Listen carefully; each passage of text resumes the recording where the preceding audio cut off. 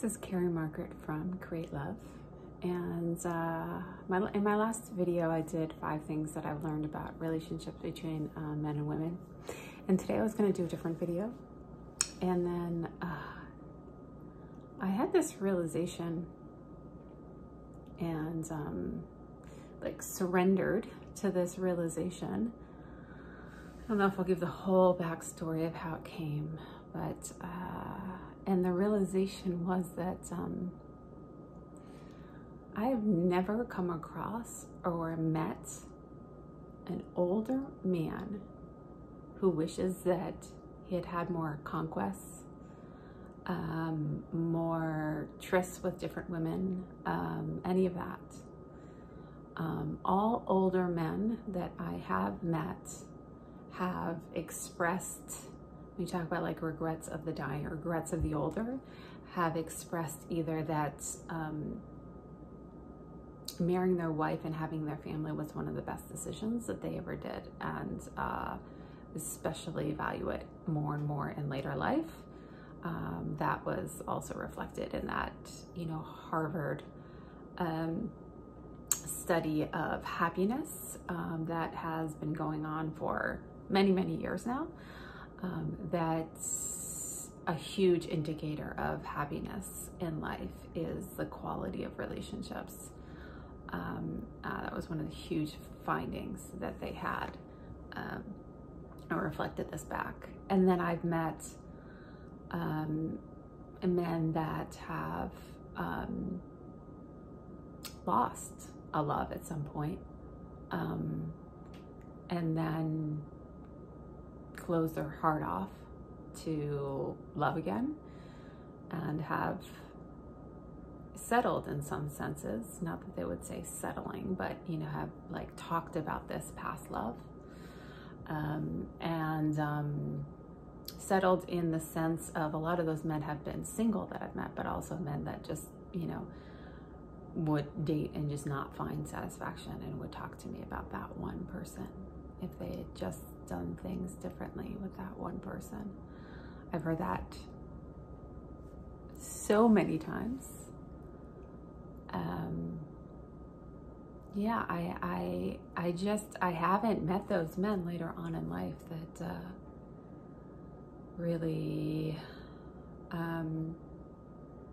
regrets, you know, the number one thing that's kind of pushed right now, which is like sow your wild oats for endlessly, and situationships and sexual exploration through porn and OnlyFans and all of this sexual like temptation. I just have not met men that have said later on in life that their satisfaction comes from that.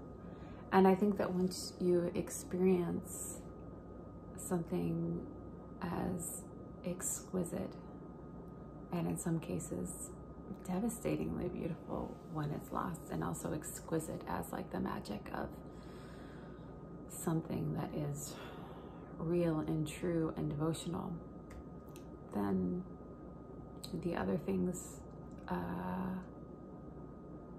aren't going to quench you in the same way anymore. And the happiest men that I know are men that are in relationships, like my brother that just got married this past weekend, or are men that when grieving or in loss have been able to keep their heart open to experience love again.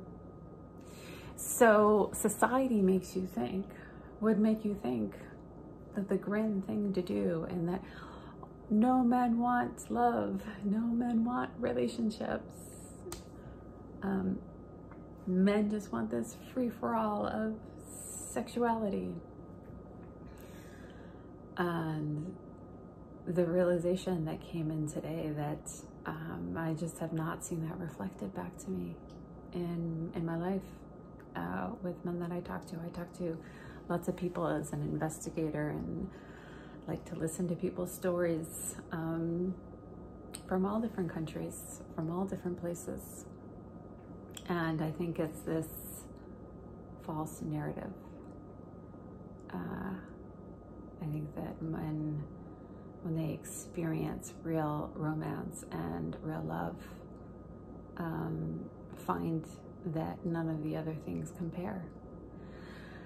And I think that all of this headiness about and strategy and analyzing, and it's very interesting stuff, but all this, you know, and in dating and relationships and all this area online, it's like, I think that we lose sight of what historically has been and would naturally be if we just removed all the distractions. So there's so much I could say about this, and just want to dedicate this one to all the incredible men who have loved so deeply and so much and have been brave enough to keep their hearts open.